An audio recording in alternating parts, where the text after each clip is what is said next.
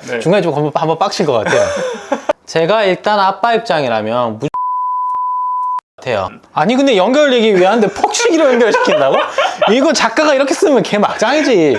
안녕하세요, 닥터 인사이드입니다. 구독과 좋아요, 댓글과 알림 설정까지 부탁드리겠습니다. 오늘은 슬기로운 의사생활 10화 드디어 10화 리뷰하겠습니다. 친구분이 기증을 해주신다는 거죠? 네. 네.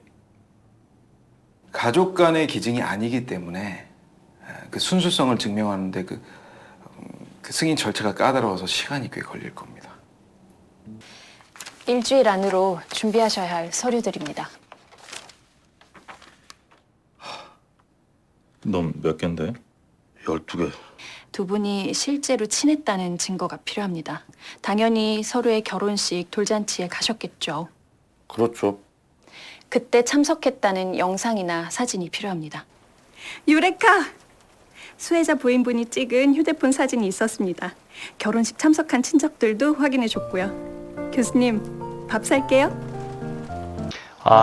예전에 그 신혼부부도 한번 네. 간이식 해주려고 했는데 그쵸, 그쵸. 혼인신고한 지 얼마 안 돼가지고 맞아요. 그래가지고 1년 이후에 해야 된다. 되게 좀 어려웠던 케이스 한번 있었잖아요. 첫 느낌만 보면 네. 장기매매 느낌 나야 할 수 있잖아요. 고속터미널 같은데 화장실 가면 네. 옛날에는 남자 화장실 이렇게 보면 장기매매에서 번호 붙어 있잖아요. 아까 그런 느낌도 좀 나고. 그러니까 돈 받고 돈 받고. 돈 받고. 그냥 그런 거를 사실 의사 입장에서도 그렇고 병원 입장에서 이거를 무조건 걸러줘야 되잖아요. 네. 그렇기 때문에 이제는 이런 코너스에서 정한 절차가 엄청나게 좀 많은 것 같아요. 친한 친구가 맞는지 증명하는 게 와 이렇게 많은 서류가 필요한지 몰랐네요, 진짜. 별의 별 서류를 다 요구하고 뭐 결혼식 사진까지 요구를 하는 거 보면 이거 철저하구나 요즘은. 그러니까. 이 정도면 믿고 할 수 있겠다. 그러니까. 내가 기증을 만약에 해주는 입장인데 이 정도까지 엄청난 자료를 요구를 하면 네. 중간에 좀 한번 빡칠 것 같아요. 여기 사진도 결국에는 결혼식 사진을 못 찾았다가 네. 이제 친구분이 수금을 해줬다. 네. 제가 또 언주쌤 결혼할 때 아유. 제가 수금을 또 했던 기억이 있어서 아유, 감사합니다. 덕분에 이제 제 결혼식 때 제가 축가 부르는 것도 못 보고. 그러니까 축가 부르는 거 제가 못 봤잖아요. 아유, 죄송합니다. 제 사진은 이제 제 결혼식 사진에는 윤수쌤이 없죠. 그래서 그렇네. 죄송합니다. 준범쌤은 사회라도 봤지. 그러니까 준범이 사진 찍혔겠네. 네, 다 사회하고 수금하고 다 갖다 썼습니다. 이 친구들을. 어?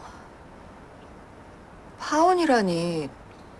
다음 달이 결혼식인데 어떻게 한 달 전에 파혼을 해? 파혼한 게 아니라 파혼 당한 거야.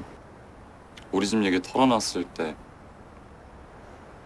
여자친구가 자기는 괜찮다고는 하는데 많이 놀란 것 같았고 말씀 안 드릴 수가 없지.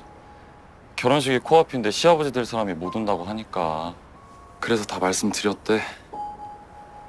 시아버지 될 사람이 시어머니 될 사람을 때려서 코뼈가 골절되고 갈비뼈가 부러지고 고막에 나갔다고.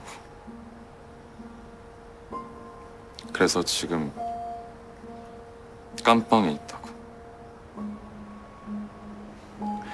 난 다 이해해. 누가 오락해.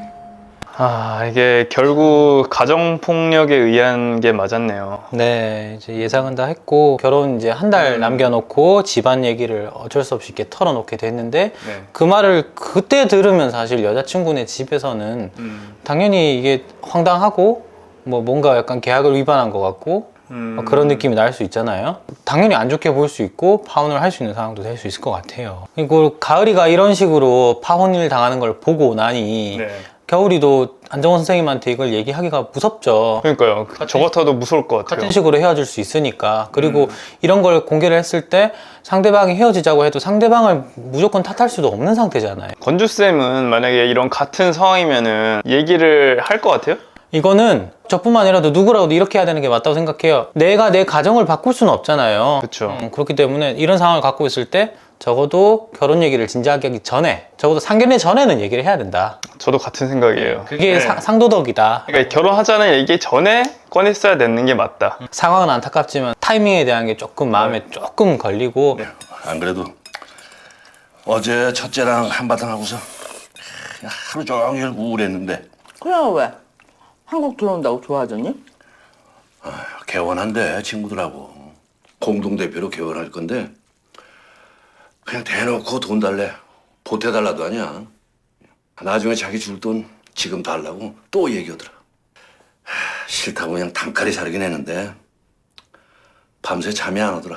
허허. 이게 같은 말도 좀 좋게 할 수 있잖아요. 그러니까 이 싸가지가 돈을 받을 자세가 안 돼 있어. 자세가 안 돼 있네 진짜. 아니 요즘에 사실 개원이 힘들잖아요. 힘들죠. 그러니까 옛날처럼 은행에서 이렇게 닥터론이라 그래서 이렇게 대출이 잘 나오지도 않아요. 그렇지도 않고 예전에 비해서 좀 더 큰 규모의 병원을 다들 이제 소비자들 원하기 때문에 그렇죠. 처음 차릴 때 삐까뻔쩍하게 아무래도 차려야 되잖아요. 맞아요. 그리고 특히 소아과는 괜찮아요. 소아과는 소아과는 1인으로 할 수도 있지. 좀 잔잔하게 갈 수 있는데 네. 뭐 정형외과, 신경외과, 뭐 안과 이렇게 수술을 크게 해야 되는 병원들 있잖아요. 수술로 먹고 살아야 되는 네. 병원들은 개업 자금만 거의 막 10억 들어가죠. 기계도 넣어야 되고 수술방도 만들어야 되고 그 비용이 어마어마하기 때문에 혼자만의 돈으로 안 되고 그래서 이렇게 공동개원을 하게 되죠. 예, 뭐, 그러니까 그분들이 많이 버는 건 사실이지만 네. 투자한 게 그만큼 많으니까 엄청 많죠. 하이 리스크 하이 리턴이라고 보셔야 될 것 같아요. 네. 예전에는 뭐 몇 년 전만 해도 사실 의사들은 아무래도 많이 벌긴 하니까 네. 상환이 빨리빨리 되니까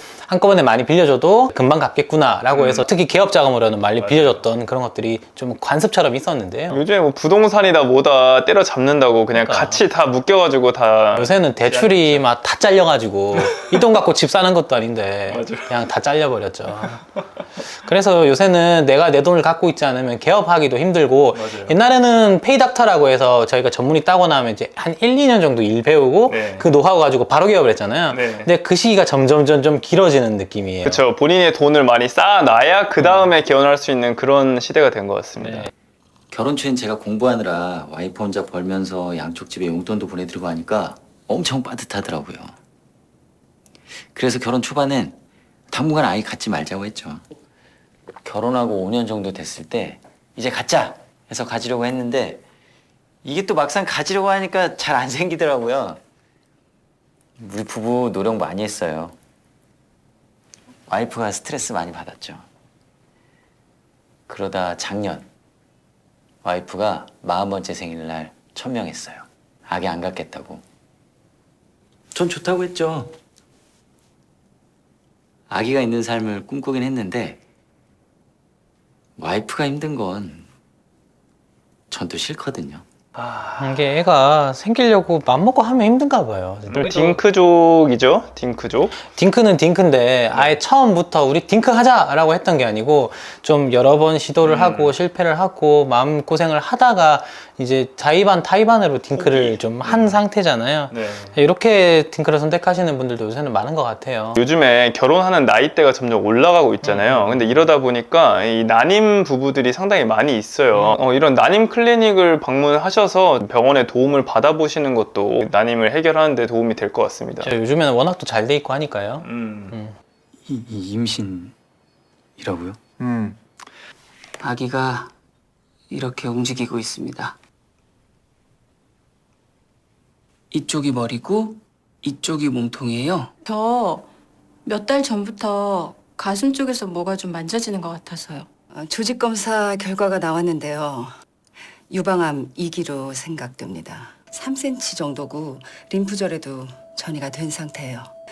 트리플 네거티브라고 환자분의 암의 특성을 고려하면 항암 치료로 종양의 사이즈를 좀 줄이고 수술을 하는 쪽으로 방향을 잡아야 할 것 같습니다. 문제는 현재 임신 중이시고 지금 임신 11주 조금 넘은 상황이라서 현재 주수에서는 당장 항암 치료를 시작할 수 없다는 겁니다. 그러니까 마음을 놓고 딩크를 선언한 상태니까 마음이 편해야 네. 임신이 이렇게 빡 잘 되는 것 같아요. 그래서 임신이 되게 축하드리려고 했는데 좀 축하드리려고 지금 각 잡고 있었는데 네. 갑자기 이렇게 또 시련을 주시네요. 그리고 또 어려운 케이스인 게 지금 1, 3분기잖아요. 아직 임신 10주에서 11주밖에 안 돼가지고 항암을 지금 시작할 수가 없다는 게 좀 그게 어려운 케이스 같아요. 또 여기서 나온 내용 중에 이 3중 음성 유방암이라는 네. 내용이 그게 뭐예요?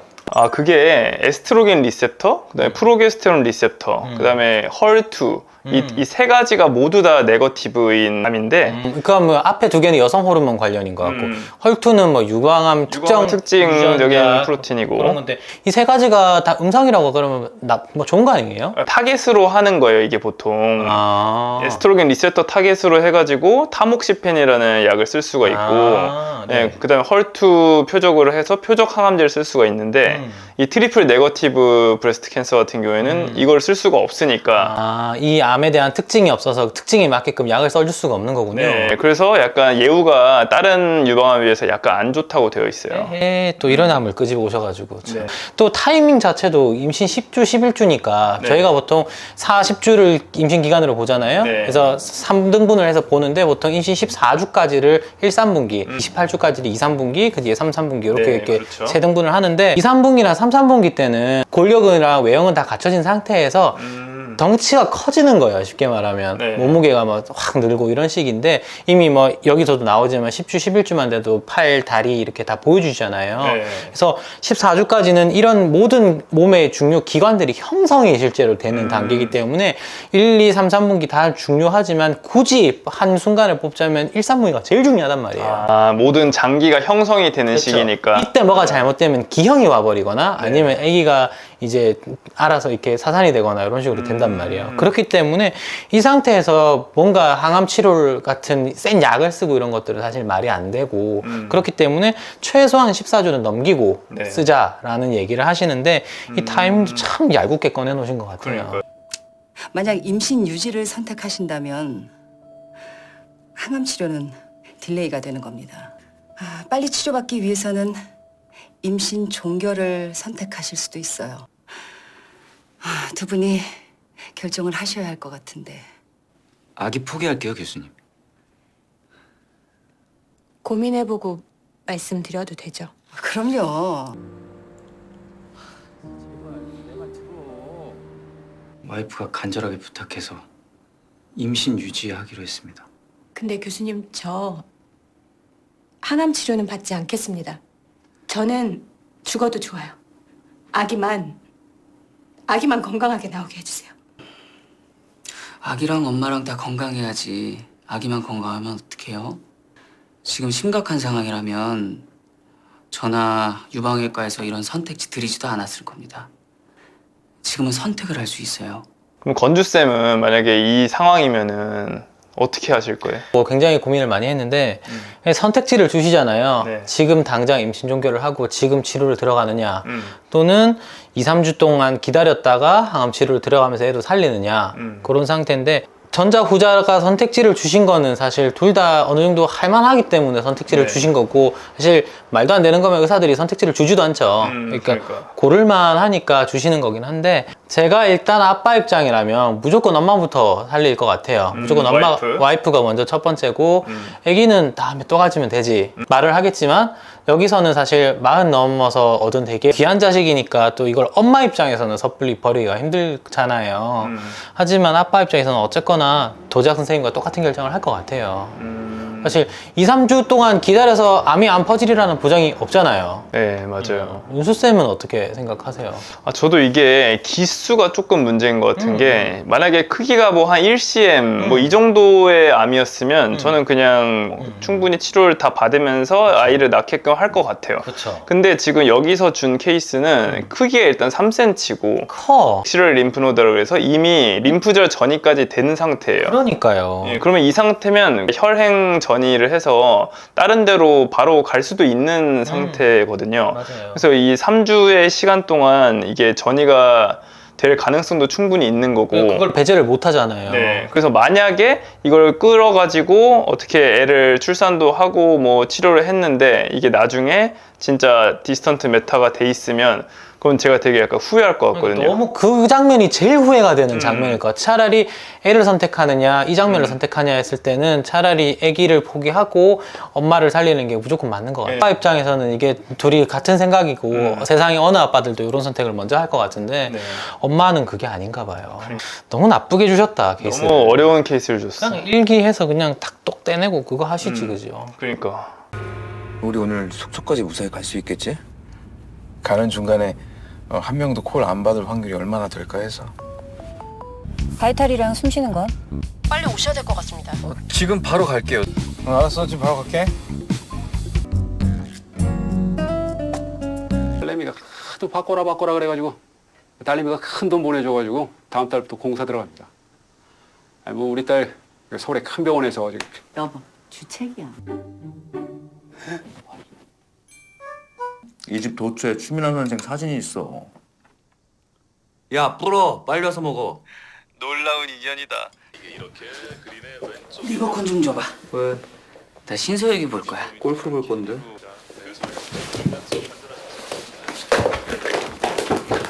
그러니까 추민아 선생님 맨날 은행 가서 대출 받아왔잖아요. 요 밑밥을 요렇게 까시는구나. 썸은 좀 뒤로 약간 제쳐놓고 저희도 여행 많이 갔었죠. 아, 그러니까요. 이게 술 여행 많이 갔잖아요. 근데 만약에 우리가 5이서 만나기로 했어요. 네. 근데 다 파토내서 둘만 가기로 했어. 만약에 당신이랑 나만랑만 가야 돼. 그러면 이렇게 갔을까요? 미루지 않았을까? 파토를 내고 다음번으로 미루지 않았을까요? 보통 한 3까지는 가. 그러니까. 근데 남자 둘은 쉽지 않아. 아무리 친해도. 그러니까 단둘이 가긴 좀 쉽지 않지. 야, 한 근처에서 만나서 술 한잔하고 집에 가면 되지. 그러니까. 막상 강릉까지 가가지고 저러고 있을까요? 근데 옛날에 그 지진이 조승우, 황정민 사진인 거 아세요? 알죠. 그러니까 여기 텐션이 약간 그런 느낌이야. 딱 고서 술 한잔하고 이렇게 누워있어야 돼. 그런 타이밍 같아. 가정폭력범이에요, 우리 아빠. 저 어릴 때부터 술만 먹으면 엄마를 때렸어요. 저나 가을이한테도 툭하면 발길질해, 주먹질해. 엄마한텐 지금 제가 필요해요. 난 괜찮아. 어머님 옆에 있어드려. 자책하지 마. 그래도 겨울이가 용기를 내서 정원이한테 얘기 다 했네요. 그래도 여기는 연애 초반이잖아요, 나름. 그쵸. 이미 안정원 선생님은 반지까지 다 준비를 했었지만 어쨌든 아직 결혼 얘기가 오간 건 아니죠. 아직까지는 이 상태에서 말을 꺼내서 음. 상대방이 이것마저 사랑해 줄 수 있다라고 하면 아니면 중간에 뭐 나중에 또 안 만날 수도 있겠지만 네. 이런 상태에서 합을 보고 만나면 오히려 더 관계가 돈독해질 그렇지. 것 같아요. 그럴 것 같아요. 그래서 이 둘은 결혼까지 뭐 당연히 잘 가야 드라마가 살겠지만 결혼까지 잘 가겠구나. 그럼 나중에 정원이가 또 어떻게 프로포즈 할지 좀 기대되네요. 더 이게 성당 빌려서 더 이렇게 더 크게 하시지 않을까요? 오빠, 거짓말하고 헤어지자고 한 거 정말 미안해. 오빠가 나 때문에 힘들어한다고 생각했어. 나 아직 오빠 좋아해. 난 못 그럴 것 같은데. 늦었지만 그래도 익순이가 좀 제정신을 차리고 그래도 사과하고 이렇게 또 다시 또 연결이 되는 것 같네요. 또 본인이 아직 준환이를 못 버렸잖아요. 그러니까 1년 동안 핸드폰 사진 해놨으면 말 다 했지. 그러니까 이 정도면 약간 소름 돋겠다. 어쨌거나 준환이도 마음이 여전히 있었고 1년이 지났지만은 익순이를 괘씸하게 본다기보다는 여전히 좋아한다라는 마음으로 다행히 잘 봐줘서 둘이 아름답게 다시 잘 이어질 것 같아요. 그러니까요. 그리고 또 약간 준환이의 남자다운 모습이 좀 나온 것 같아서 섹시해. 멋있네. 섹시해. 근데 내가 지금 강남에서 회식할 때가 아닌데. 네, 율제병원 응급실입니다. 외상환자인데요. 남자 40대로 추정되고 멘탈은 드라우지. 누군가한테 뒤통수 가격당해서 바닥에 쓰러졌다고 신고받아서 출동했습니다. 의식 확인차 신분 확인했는데 율제병원 의사라고 합니다. 이름이 뭡니까? 퍽치인가요? 내 말 들려? 왔다. 구구주 중 한 명일 거 아니에요. 야, 퍽치기죠? 아니 근데 지금 시즌2가 끝나가는데 갑자기 네. 퍽치가 나왔단 말이에요? 네. 이거로 시즌3까지 갖고 가려나? 아니 한 화 만에 애를 낳게 하진 않을 거 아니에요. 원래 시즌3 예고돼 있지 않았어요? 퍽치기로? 아니, 아니, 퍽치기로가 아니라. 하여튼 이거를 왜 갑자기 넣었는지 너무 무섭고. 근데 제 생각에 소아가 일단 신경외과 전문이잖아요. 그쵸. 그러니까 이게 지금 뭔가 뇌 손상이 필요한 거지. 내 손상 수술할 걸 만들어줘야 돼? 뭔가 어쨌든 이 뇌와 관련된 뭔가를 당해야 되는데 제 생각엔 익준인 것 같아요. 준환이 아니면 익준이죠. 둘 중 하나일 것 같은데. 물론 이렇게 옷의 실루엣만 보여가지고 자세히는 모르겠는데 준환이는 약간 검은색 옷 입고 왔거든요, 아까. 그러니까 지금 이런 설정을 하신 거는 이게 마지막 시즌2의 마지막에 익준 송화가 연결되기 위한. 아니 근데 연결되기 위한데 퍽치기로 연결시킨다고? 이거 작가가 이렇게 쓰면 걔 막장이지. 좀 이상하긴 하네. 근데 어쨌거나 뭐 감독님과 작가님이 이걸 풀어나갈 능력이 되시니까 이렇게 하신 거니까. 그러겠죠. 11화도 결국 보기를 봐야겠네요. 네. 시즌2가 끝나가고 있는데 10이라도 저희 닥터 인사이드와 함께 해주시면서 퍽치기의 비밀을 같이 한번 풀어나가시는 걸로 하겠습니다. 네. 다음 시간에 만나요. 안녕.